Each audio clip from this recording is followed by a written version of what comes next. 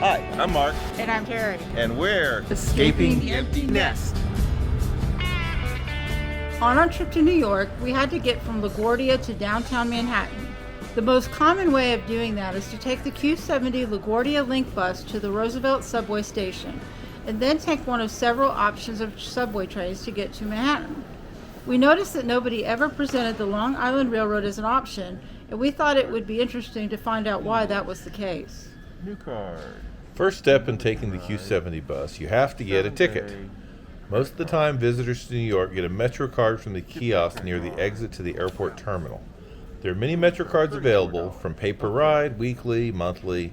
We chose a week-long unlimited card for our trip because we planned on using public transportation a ton. Next, follow the black public transit signs outside and find the SBS bus kiosk. When a bus is marked SBS, you can't use your Metro card on board the bus itself. You have to get a paper ticket that is ready to show if any official does a spot check. We didn't experience that, but I'm sure it happens from time to time. The Q70 is an express bus that runs nonstop all the way to Roosevelt Station, where almost everybody will be catching their subway to the city, but if you stay on one more stop, you'll find yourself at Woodside, where you can catch the number 7 subway or the Long Island Railroad to Penn Station. All the way from So, LaGuardia. why take the Long Island Railroad instead of the subway? Well, on paper it looks attractive. The same Q70 bus that leaves LaGuardia also stops at the Woodside Station, which is a stop on the Long Island Railroad, and from there it's a non-stop ride all the way to Penn Station in 10 minutes. The subway options were at least double or triple that length, and all of them had a transfer before Penn Station. I used the MTA eTix app to check the train schedule and buy the tickets, which were $6.50 each. One thing about the Long Island Railroad you have to know is the trains don't come on a uniform schedule, although in my experience they are reliable. What I mean by that is you might have a train leaving at 12:30 and then 3 more trains between 12:50 and 1, and then not another one until 1:25. The convenience of taking the Long Island Railroad into Manhattan certainly depends on how well your arrival time matches up with the train schedule. Ticket vouchers were easy to purchase using the MTA eTix app. You just select your tickets on the app, not dependent on catching a certain train at a certain time, and activate them before you get on the train. Super easy, barely an inconvenience. Oh, really? In the plus column, the train was as fast as advertised, and in just about 10 minutes we pulled into Penn Station. It was comfortable, quiet, and clean. Certainly a step up from the subways we experienced. The train we were on was just about empty, but I understand that if you're trying to do what we did at rush hour going into Manhattan, you might have a hard time finding a seat considering you're getting on the train at the next to last stop.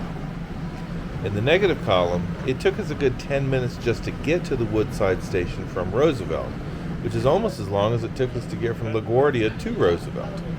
Surprising considering it's just another mile down the road, but there was a lot of traffic.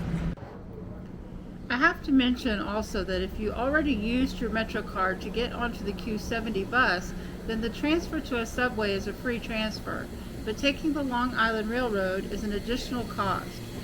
You are a lot more limited on where you can get using the Long Island Railroad. It's Penn Station or nothing. If you need to get to Penn Station, Madison Square Gardens area of town, it's certainly an option.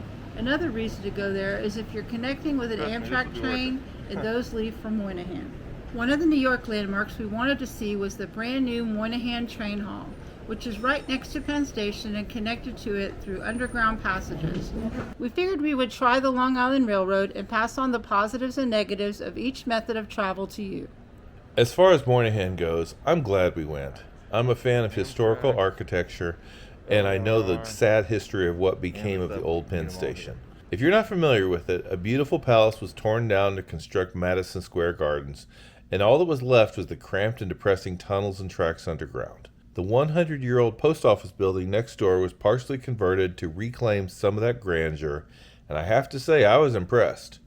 Sure, it will never replace the old Penn Station, but it's certainly a huge improvement over what has been there for the last half-century. If Grand Central Station is classic and vintage, and the Oculus Station by One World Trade Center is pure modern, the Moynihan strikes a nice balance between the two.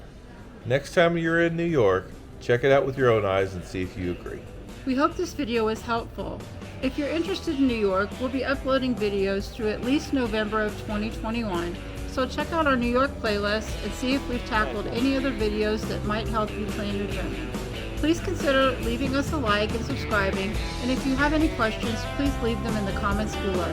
Remember what we say, never stop having adventures with your spouse. Thanks for watching and Bye for now.